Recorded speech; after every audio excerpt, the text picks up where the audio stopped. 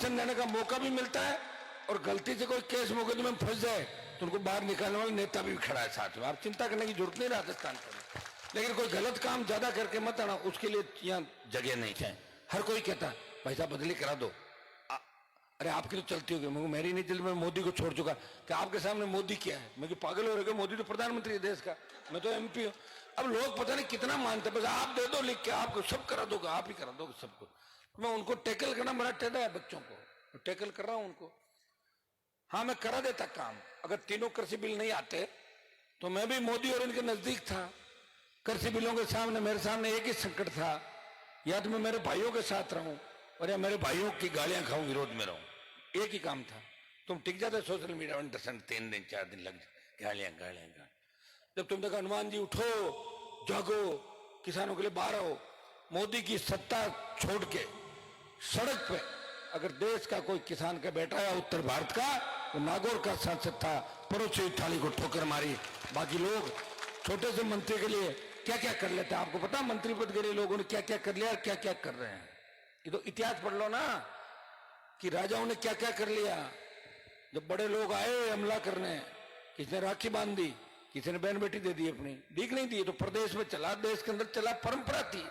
लेकिन हनुमान बेनीवाल ने आपको बेचा नहीं, सड़क पे आ गया, वापस सड़क पे आ गया। 3 से 19 और 19 से 23 राजस्थान की सरकारों से लड़ा, दिल्ली की सरकार से लड़ा, जिद्दी वसुंधरा से लड़ा, हार्डकोर अपराधियों से लड़ा और गहलोत के बेटे को हरा के संदेश दिया कि गहलोत ने जिन जिन किसान नेताओं को घर बिठाया उन सबका बदला एक साथ राजस्थान में ले लिया। क्योंकि उन किसान नेताओं के बच्चों में बदला लेने की हिम्मत नहीं थी, न उनके बच्चों में हिम्मत थी, न उनके पोतेड़ा के बिना व्यवस्था नहीं बदल सकते। हम 3 विधायक, 1 सांसद हैं, परिवार बड़ा, 4-5 प्रधान है, 1 म्युनिसिपलिटी का चेयरमैन है, लेकिन मुझे हमेशा चिंता रहती है कि कब कौन सा छोड़ के भाग जाएगा, ये भी चिंता रहती है मुझे। तो परिवार के अंदर चिंता रहती है, परिवार के अंदर बच्चे अलग नहीं होते, कहीं नाराज भी हो जाते हैं। मैं उनको ही रखवाली करता रहता हूं, मुझे लग रहा भागेंगे 1-2, उनका मन हो गया, और जब मन हो जाता है तो व्यक्ति भागता है। यहाँ बच्चियां बेटी बात करना ठीक नहीं है, एक बार मचबची आती है तो फिर आपको पता है सारा वहां जाना ही पड़ता है। तो ये जिनको भागने के मन में वो पक्के भागेंगे, लेकिन भागेंगे उनके भाई दूसरे आ जाएंगे। ये तो धरती का सिस्टम आप जानते हो, एक गया दूसरा आया, दूसरा गया तीसरा आया। जब मैं नहीं था कोई और था, अब मैं आ गया वो चले गए, मैं नहीं तो तीसरे आ जाएंगे। ये मंच पे बैठे हैं सारे। ये मैं इतना ही एक चीज में कहता हूं कि मेरे पास ट्रेनिंग लिया हुआ व्यक्ति अगर मुझे समझ नहीं पाया तो समझ लो उसकी जिंदगी बेकार है, और मेरे से अच्छा नेता उनको मिल नहीं सकता। हाँ एक चीज कमी है मेरे अंदर, थोड़ा डांट डपट देता हूं। कोई मेरे से आगे निकलने की कोशिश करता नहीं, यूं पीछे रह, मेरे से आगे थोड़ी निकलेगा। मैं ऐसे ही थोड़ी, हनुमान 25 साल हो गई लड़ते लड़ते भैया, जानता तो नहीं, साइकिल चला के और बकवास करके मैं तो आगे यूं धक्के मार के 4 दिन साथ रह के बोला हनुमान जी फीलिंग लेते हैं हनुमान बनने की। वो फीलिंग यहाँ नहीं ले सकता, या मेरी इच्छा के बिना कोई खाना भी नहीं खा सकता किसी से, ये ईमानदारी है यहाँ पे। खाना भी उमेश जी कह रहे थे खाना खाने के लिए, सुबह से मैंने कहा किसके क्या होगा तय नहीं कर सकते ऐसे कि हनुमान जी को चाहे जहाँ खाना खिला दे, चाहे जहाँ चाय पिला दे, पूछना पड़ता पहले। यही तो आनंद है इस बात का, तभी तो पार्टी नहीं बनाई मैंने। अभी आपके मंत्री है सुखराम जी, अभी गहलोत का फोन आ जाए, चाहे तबीयत खराब हो रातों रात जाना पड़ेगा। बॉस कौन है? अशोक गहलोत। और अशोक गहलोत का फोन आ जाए राहुल गांधी का, ये नहीं क्या घर में काम है अभी आया, तो कैसे आना? लेकिन मेरे यहां फोन नहीं आ सकता किसी का। हाँ आप अगर तकलीफ में हो तो मुझे आना पड़ता है, कोशिश करता हूं, पहले मेरे विधायकों को भेजता हूं, जब इनसे मामला नहीं संभलता है तो मैं खुद आता हूं। लेकिन मैं कैसी कैसी लड़ाई लड़ रहा हूं आप देखो।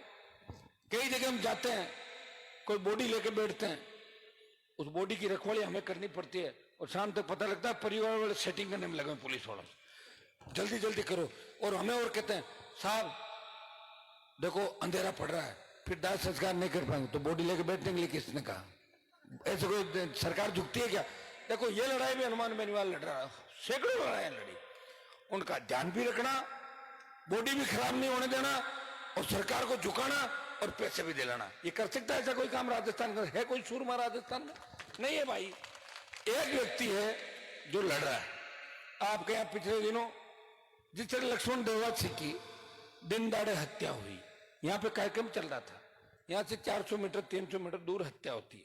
आप देखिए कितनी बड़ी विडंबना, छोटी सी बात को लेके कत्ल करवा देना साथ के लोगों का। मैंने तुरंत ट्वीट किया, बात की डीजीपी से, सब लोगों से। कुछ लोग उसमें अरेस्ट हुए हैं शायद और बचे हुए हैं, वो कई बिल में छुपे हो, वो सारे गिरफ्तार होंगे और सलाखों के पीछे जाएंगे। इतना विश्वास मैं दिलाता हूं कि इस राजस्थान के अंदर अपराध करने की छूट किसी को नहीं है, किसी जाति को अपराध करने की छूट नहीं। मेरी जाति के लोग भी अगर अपराध करते हैं, हम नेता को देख लें, हरियाणा के किसी यूपी के नेता को देख लें, अपने एकदम से सोचें कि सांचौर हरियाणा, पंजाब या उत्तर प्रदेश बन जाएगा, नहीं बन सकता, अभी समय लगेगा। उन लोगों ने बड़ी लड़ाइयां लड़ी आजादी से लेकर अभी तक, और हम अब लड़ने के लिए तैयार हैं। उनकी जो लड़ाइयां हैं उनको जेल में रखनी है और हमें सही दिशा के अंदर चलना है, सारे भाइयों को साथ लेना। मैं हमेशा एक बात कहता हूं, जिस जाति का जहां बाहुल्य होता है वो जाति आगे बढ़े, लेकिन साथ ही साथ दूसरी कौमों को साथ लेके भी आगे बढ़े। आज हमसे भी लोग राजस्थान में नाराज है। मेरे समाज के साथ अगर शेड्यूल कास्ट आ जाए राजस्थान में, मुस्लिम आ जाए, 150 सीट आ गई, फिर जरूरत कहां बताओ मुझे? 150 आती कि नहीं आती? लेकिन हम प्रयास अच्छा का करते हैं।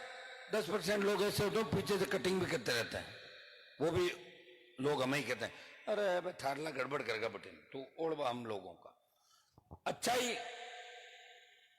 दूसरों की बुराई जो नेतागिरी करता है या समाज की बात करता है, लोग उसको बुरा भला कहते हैं, उसको उलाना देते हैं। ये तो बहुत अच्छा इलाका आपका जालोर का, लेकिन थोड़ा सा पिछले 7-8-10 साल के अंदर बाड़मेर जालोर में जिस तरह बच्चे आगे बढ़ रहे हैं, अच्छी बात है, लेकिन आगे बढ़ने के साथ साथ अपराध की रास्ते पे चल रहे हैं। गैंगवार की घटनाएं बढ़ रही है, नशे की प्रवृत्ति बढ़ रही है। अगर हम नशे की प्रवृत्ति में इस तरह डूब जाएंगे तो देश की रखवाली कौन करेगा भाई? रखवाली आप में से तो लोगों को करनी होगी। कौन हमारे इन बच्चों की, दूसरी जातियों की, जो छोटी हमारी जातियां हैं, जो शोषित पीड़ित पक्ष है, कौन उनकी रखवाली करेगा? इसके लिए हम लोगों को आगे आना होगा।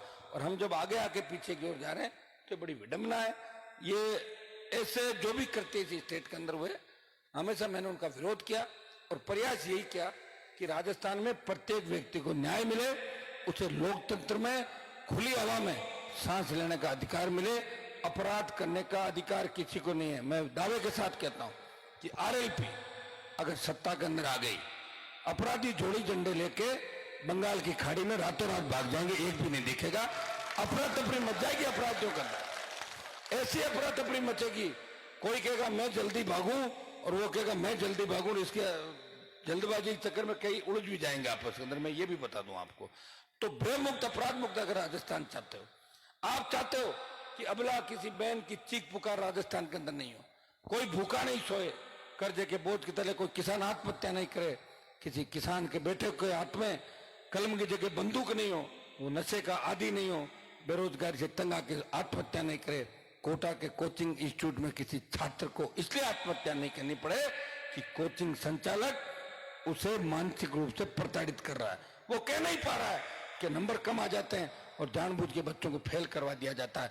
भाइयों, अगर इन सब चीजों से चाहते हो कि हमें छुटकारा चाहिए, टोल नहीं देना है, बजरी हमारे खेत के अंदर निकलती है, उस बजरी, जिसके खेत में बजरी है, China clay, lime stone, sand stone और जिप्सम है, उसको अधिकार मिले, उसको छोटे पट्टे मिले कि अपने खेत के अंदर वो बजरी भी निकाल सके, लाइम स्टोन भी निकाल सके, जिप्सम भी निकाल सके। दुर्भाग्य इस बात का है कि सरकार सराग